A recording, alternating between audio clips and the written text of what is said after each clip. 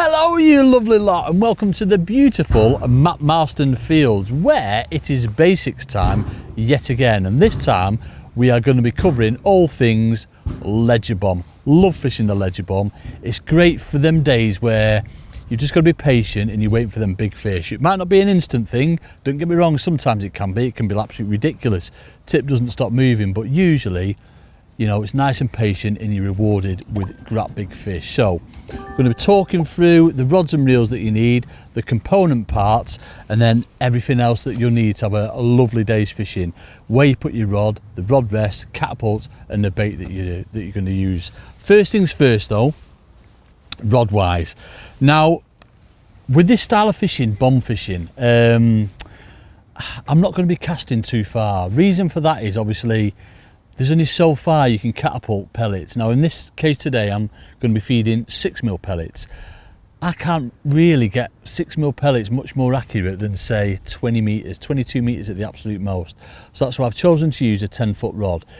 Yeah, I've got an island in front of me, and if I wanted to exploit that, I'd go to like an 8mm pellet and probably use a little bit of a longer rod. But for today's purposes, casting between, I'm going to say sort of 18 to 22 meters, that is a nice comfortable distance for all your ledger bomb fishing. So 10-foot rod. I've got the finest tip in, which is an ounce tip or half an ounce. Got the finest tip, and I think that's important, folks. I mean, obviously whatever tip you've got, basically with the ledger bomb you're going to see the bite anyway, so it doesn't overly matter. The reason, if you do get choices, most of these rods these days will come with a choice of 2 or 3 tips, cheeky. Always go for the lighter one. You know, it's something that we really picked up on when we went out filming with Nick Speed. You know, you're looking for like them lines and that. Even though you're fishing this a little bit different to what you would have method, in that you're, you know, tightening up to the ledger bomb so that the fish do bolt off and hook themselves. But my preference is to go for the lightest tip that you've got. Now onto lines and reels next. Now reel size, I tend to go for about a 4,000 size reel, but you can get away with a smaller one, you get away with 3,000 with this, and minimum of £6 line. 6 to 8 pound line will be absolutely bang on for you. You don't need to bother with fine lines like you would on a float, because obviously you're casting quite a heavy weight, completely different to a float, so you can get away with using quite a thick line. I've got £6 the Preston sinking feeder mono on this one. Maxime is a great quality line as well, folks, you know what I mean. So, but anything like that, a nice quality sinking line. So first things first, obviously we've threaded the rod, already got that done for you. Now I'll set this up a little bit different, in that I use what's called a twizzled boom. It's really simple to do. I'm going to show you how we do it, but it might take you a little bit of getting used to. But once you've sussed it, it's the simplest thing ever, folks, and it'll always allow your hook bait to kick off away from your ledger bomb, so you're not getting in tangles. It's really straightforward. First things first though, and you need a little snap link swivel. So if Rich zooms in on that, so you see we've got a little swivel at the top. Yep, and then we've just got like the snap link on the bottom where you can quickly change your ledger bombs. Obviously I taught you through what size I'm using today, but if that wind got up really strong, I could go to a heavier one. If I wanted to cast further, I could go to a heavier one. If I wanted to change and go into a maggot feed or ground bait feed, I could change it in a one. So first thing we do is thread that on the line, so that's sliding on the line, no stops whatsoever above it. That just goes on, that slides up your line. We can forget about that for the time being. Next thing we need to do is just get out quite a bit of slack line, and then what we need is one of these float stops. They come in all different shapes and sizes. I think they do small, medium and large. These are the Preston ones, and I'm going for the medium size. You just want to put one of them on. Now what you'll find, there's usually 3 or 4 rubbers on each bit of wire. Now at the tip of the wire they've got like a little loop, and then what you want to do is put your line through that loop. Are you zoomed in on this, Rich? I'm going to try and get steady hands on this. Am I being steady enough? No, I don't know. I'll try though. So literally you can see my line here. I'm going to put that line through the loop, and then you can see I've got one float stop here. I'm going to grab that and then pull it up the wire and then onto the line. So let me put them down so you can show you what's happened. So you can see now that that float stop is on the line. Now what that does, that acts as like a buffer. So when I've got my ledger bomb on, that sits nice. It's just like an anchor point on there where it sits nice against a knot. If I didn't have that on and I just tied a knot, then what would happen is my snap link swivel would go over my knot, and we don't want that because it'd slide all the way down and eventually fall off. So slide that all the way up and we can forget about that. Now this is where we need to do the twizzle boom. This is for, so you're getting that nice separation of your hook bait and your bomb. So you've always got, if you've seen any of the underwater films, you know, then you'll see that the separation is everything. You don't want your hook bait right next to your ledger bomb, and this is what happens. This is kicks your bait off, if you like. First thing we need to do is get quite a lot of line. Yeah, so I've got a good over a foot of line there, and then what I need to do is just make a loop in this bit of line here. I need to get some more slack off there, so I've just made a little loop there. Yeah, and that is going to be for my hook length. So what I need to do is just do a double overhand turn on that. So all I'm going to do is just pull about an inch, push that back on itself, and it will naturally create another loop for you. That's my original loop, that's the one I created. So I just want to put that through there 2 times. So I'll grab that loop, just go through once. Richie's getting that, you can see it's just gone through. Grab that single loop again and just put it through again. So that's gone through 2 times. You can see that on the line. If you zoom in on that, Rich, can you get that? Where it's just doubled up over. Next thing to do, make sure, as with all it, I do apologise, you saw my tongue there, folks. I tongued the line. Yeah, just make sure you moisten that, and then we're just going to pull away. So we've got a nice small loop. Obviously you could go, you know, really technical then and got my loop tied out, but you don't need to, folks. Yeah, just as long as it's smallish, that's perfect. Now you'll notice we've got this big long bit of line here, this tag end. Normally you'd snip that off, but this is going to be where we're doing our twizzle boom now. So lick your fingers, your index finger and your thumb, and then what I'm going to do, I'm going to twist towards you with these fingers and then towards me with them. Now you watch what happens when I do that. So towards you with my right hand and towards me with my left. You see how that twizzle's forming? Now what you want to do is keep pulling apart and then twisting, and that gets it really, really tight. Once you've got that bit, you just release a little bit more, then do the same again. About 1 inch every time is about right. Yes, I'm just pulling apart and I'm pushing back against it. Another inch, twist, pull, twist, pull, twist, pull, twist. If I was just twisting without pulling, the line wouldn't be as tight. It works, but it's not as good as if you pull and twist, and you're getting a much sort of like better connection, if you like, between the 2 lines. It's a lot tighter, very tight. You see how tight that line is. Now you want to go about, I'm going to say 5 to 6 inches, something like that. Yeah, and then we're going to put hook length on that loop there. So keep going with that. Just speed everything up a little bit, because I know waffling a bit, aren't I? So we've got like what, 5 inches there. After that, come back to where the top of the line is. Yeah, where the 2 lines meet, and then again I'm just going to do a double overhand loop again, just to lock that in place. So fold that round, that goes through that big loop 2 times. So 1, pull that through. Let's say it will take a bit of getting used to, but once you've got it, folks, it's brilliant. So you see there, trap that, and then I'm just going to pull that down, so we've got 4 or 5 inches, moisten it again, pull that tight, and you can see now that we've got that twizzle boom and that's trapped. Next thing we do is pull our stopper down to our knot, which is there. So let me wind in a little bit on that. And then we've got this tag end that we can just get rid of now. So I'll bite that off, get rid of that line, put that line in that bag. So now you can see we've got our stop, which our, come on, snap link swivel holds back to. Now you can see why we have that stop there. If it zooms in on that, you see why we have that stop there, so it can't possibly go past that point. If it didn't have that there, then obviously your swivel, as I said before, is going to go over the knot. So next thing to do, I just want to show you what that looks like with a bomb on, and how that sort of like protrudes out. Now ledger bomb wise today, I tend to go for, because it's all self-hooking this, folks. Yeah, you just want to basically watch that tip and then get the bite and it's on. I'm going to say 3/4 ounce minimum, up to sort of like 1 ounce, something like that.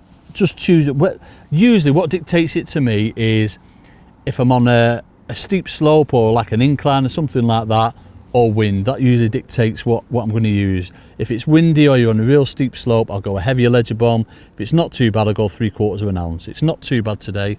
It's really flat where I'm fishing and it's not too windy, so I've gone for 3/4 of an ounce. Now if I just hold that up and Rich zooms in, that is why we have that twizzle boom, because it just kicks your hook length out. It's such an effective way of fishing, it really is. You never get, I've said it now folks, Anna, but honestly, I can assure you, you never get tangled. So that's that bit. The next thing we need to do, I'll just get that out of the way, is put our hook length on. Now, the beauty of this style of fishing is it's all about finding the right sort of like hook length for the job. Some days you'll find the fish really back off. Other days they find the fish like a really tight, so you need a short hook length. Usually what dictates it to me is savage bites and you don't hook anything, or maybe you're foul hooking, your hook length's too long. So just keep shortening it up. Usually around sort of, I'm gonna say 8 to 12 inch hook length's about right. You know how much I love pre-tied hook lengths, folks, and that's exactly what I do on these. So these are, and you can, the beauty of ledger bomb as well, folks, you can just get away with fishing dead heavy. If you're tying your own hooks, obviously like minimum of 0.18, I tend to go 0.20 or 0.22.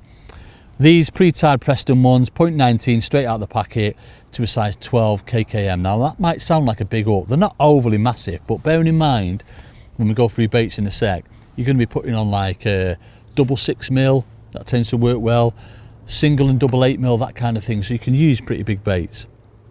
So we're just going to get that hook length off the stick there. Now that hook length is, it's like 12 inches, 14 inches or something like that. I'd put that straight on to start with, and then I'd experiment with shortening it up. Remember me saying, if you're, you know, getting funny bites, you're not really hooking them proper, or you're foul hooking them, shorten your hook length up and it will make a difference. So, got the ledger bomb back. Now at this stage here, really simple. It's this way connecting, folks. Now remember, there's a right way and a wrong way.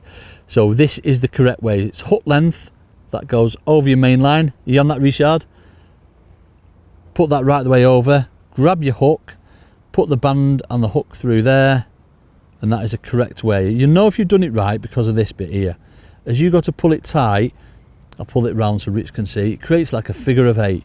Yeah, and you pull down tight on that, and you get a lovely sort of like smooth knot. If you've done it the wrong way, you get a funny kink. And also you couldn't do this, you could actually change hook lengths in a wanna. So all you're going to do to change hook lengths is to push apart on that, and then what you'll find, you can change that really quick. Obviously you can put them little hook change adaptery things that I always forget the blooming names of, but I've just always found the little loop to loop is absolutely perfect, and that's what you're left with, folks. Yeah, so you've got the twizzle boom, but look what that twizzle boom wants to do all the time. It wants to kick your hook length away. It's really effective, but really simple way of fishing. So that's that done. Next thing I want to cover is what baits we've got, and it couldn't be simpler today. So what makes me pick 6mm pellets over 8mm pellets? For me, it's all about distance. Maybe if I was fishing a pellet waggler in conjunction with a bomb, that's where I choose to fish 8mm, getting that little bit further. Or if the fish are in like a little bit shallow water maybe, or towards an island, if I wanted to get that distance, that's when I choose an 8mm. But for today, I know most of the fish on here are sort of like in the middle of the lake, which is 16-17 metres, just at the bottom of the shelf as it starts to come up for the far side of the lake, which is probably maxes out at 20-22 metres, and that's why I've gone for 6mm. The other beauty of 6mm as well is you can group them a little bit better, because you can put more in a catapult. You can group the bait a little bit better. Sometimes with 8mm, when you're loading that catapult up, you get them flying out at different angles. The thing with bomb fishing is, the more accurate it can be, the better. Obviously you want them fish over a big area, but the more accurate it can be, the better. So what we've got is some 6mm. It's fishery on pellet here at Matt Marston Fields, and it's a good quality pellet. So we've got some 6mm there. Now when we get into the fishing, obviously we're going to go through how to feed it. Basically it's 2 pouches of pellets, cast your ledger bomb over it. So that's our feed bait, nice and simple. And then hook bait, it couldn't be simpler. I've literally just got some 8mm, and I'll be experimenting, usually 1 8mm, sometimes 2 8mm, depending on the size of the fish. But it's these beauties here, them are the ones that make the difference for me, fishing double red 6mm pellet. It does make a massive difference, I think. But it's all about experimenting, you know, experimenting on the day. You know, if you've got your own personal favourite colour, then whatever works for you is obviously going to work. It's going to give you more confidence. And that's it, dead simple. So I think without further ado, I'm going to get swiveled round and I'm going to talk you through the next component parts, which is how you have your rest, and then how you feed before you cast in. So let's go and catch some fishies. Just before we give it a big one and get snarled up in loads of carps, and folks, I mentioned about putting double pellet on a band, but I didn't even bloody talk you through it, did I? So let me show you how to put double pellet on. Obviously the bigger the pellet's probably better, but I think 6mm are the ones at the minute that do seem to work really well. And obviously, you know, match the hatch, feed and band the pellets that you're using, but I don't know, there's just something about red pellets that stick out, and confidence in it, folks, that's what it's all about. So first things first, we get a bigger sort of 6mm pellet. Yeah, they're all sort of like different shapes and sizes in there. I tend to pick out 2 sort of larger pellets. So first, there's a fly, I thought it was a spider there. First one, straight on, yeah, pellet, middle finger and your thumb, present the band round to the side of the pellet, index fingernail right the way through the band, and then just loop that over. So that's your first pellet on. And then what I like to do is make sure it's in right in the middle of that pellet. Don't want it at either end, so like that. Then what I'll do is just give it a little bit of a pre-stretch, because straight out the packet sometimes they're not very stretchy, so just give it a little bit of a pre-stretch first. Not loads or anything like that, because it can snap, but just a little bit of a pre-stretch. Now the next one is trying to find one that's sort of like the same size as it roughly, yeah? So you can see there's 2 sort of like very similar sizes. Now this is where it gets a little bit tricky, but like anything, folks, the more you practice, the easier it'll get. What I like to do is pull away. You see I'm pulling away with these fingers underneath with a hook, and then with the pellet, I just want to sneak it underneath that band there, and then just loop it on that way. What you'll find usually is the band will go up towards the top of the pellets, so all it is a case of then is just bringing it back round, and that is how you get double red pellet on. It's such an effective way of fishing, folks, I can't tell you. Does definitely catch you more fish. Right, come on, let's get chucked in and catch a big wobbly carp.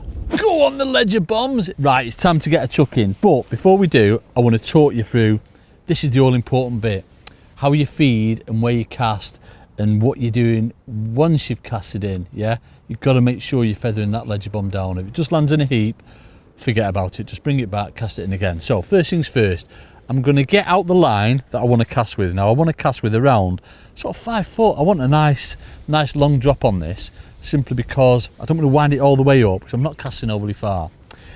Pick a marker out that you've got something visible to aim at. Now obviously if the wind gets up, it is going to spread your bait around, but that is the beauty of this style of fishing. When you're after decent fish, decent carps, you don't want them all in a little tiny babby area. You want to spread it out a little bit. And as I mentioned before, that's the beauty of 6mm. When you're not chucking it too far, you can tend to group them. So next thing is catapult choice. Go for a strong catapult, folks, yeah? You're not going to use it at its full strength, but if you need to and that wind gets up, you can use it at its full strength. It's much better having a heavy one rather than getting a lighter one that you're really sort of like struggling to get the range with, because if the wind got up then, you wouldn't be able to get the distance. So first things first, I'm going to put about 20 to 25 6mm in that. I've got my marker, I'm on sort of like Jay would call it a Tina turnip grass across. That's my marker there. So nice distance out, roughly sort of like just past halfway if you like, and I want to try and group them as much as I can. Now the next thing I'll do is keep an eye on where that second lot of pellets land. Now next thing, pick the rod up. I've got the right distance and I want to keep an eye on that so I know where I'm going. Bring that back, light punch out and stop, and that is right over the pellets. Now next thing to do is wind down, and you can sink your line. It's not like Tommy Pickering's don't move the feeder. You can like whip the line up if you wanted to sink it. What I like to do when I have sunk that line, I'll give it a little drag back just to make sure that my hook length is completely tight to me ledger bomb. Now next thing is, and this is so important, folks, the next few things, when you're on any form of sort of rod and line fishing, definitely bomb in open water where you get savage bites, make sure you got one of these gripperoos. So tuck your rod right in there. The next one is, I'm just going to tighten down on that tip, but make sure you loosen the drag. Obviously you can get them reels with, I'm not answering, what do they call it? The bait runners.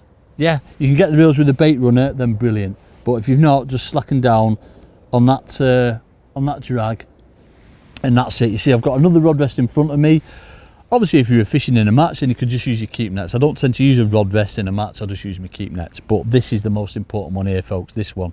If you get a savage take, your rod's not going anywhere. You can get up for a wee-wee and everything and still see your rod like that and it doesn't take it in. Now, the other thing is waiting for a bite. How long should you wait for a bite? I'd say this time of year, I don't want to be waiting any longer than like 10 minutes, 8 to 10 minutes. I tend to leave it anything from 5 to 10 minutes. When there's a lot of fish in your peg and you're getting liners, it gives you more confidence. If you don't get any liners, then you tend to like, I don't know, you tend to leave it not as long because you're generally searching out for the fish. So maybe cast a little bit left, cast a little bit right. Make sure obviously you're in or around your feed, but it's just a case of being patient, certainly for these big fish. The other thing is obviously changing around with your hook baits. Double 6mm has been brilliant. The last few years I've caught so many fish on double 6mm, but single 8mm, double 8mm, different colours. There's so many variations, folks, but the main component parts of what we've done, obviously the setup, how you've got your rests, where the rod is, and how much we've tightened down, slacken the drag off, and then it's just a waiting game. But what I do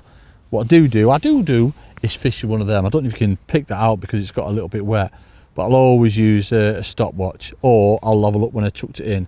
That went in at 102, so I'll wait till like 110, 112, and I'll bring it back and just repeat the process again, but I might change hook bait. So now it's a waiting game. Let's go and catch some fishies. A few minutes later. Yes, Rich, get in. Come on, the fishies.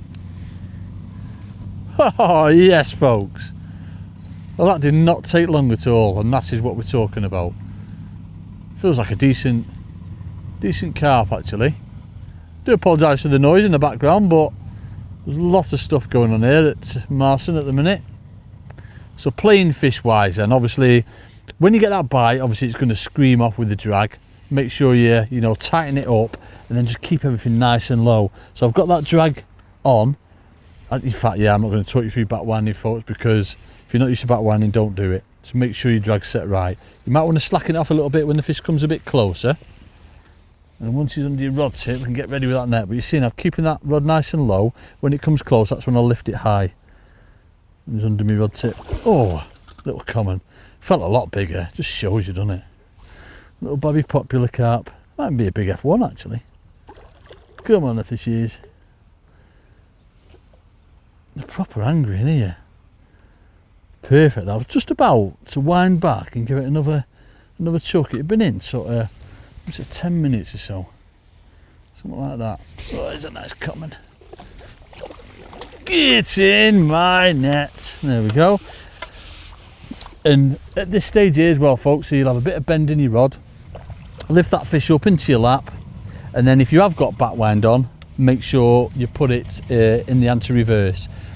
If there's too much bend in your rod, put your line off that way. You always want to make sure that you've got a little bit of bend in your rod, simply because if you don't, and with a tip rod, you're going to get tangles because it's really fine, yeah? So make sure you're not putting that rod back behind or anything like that.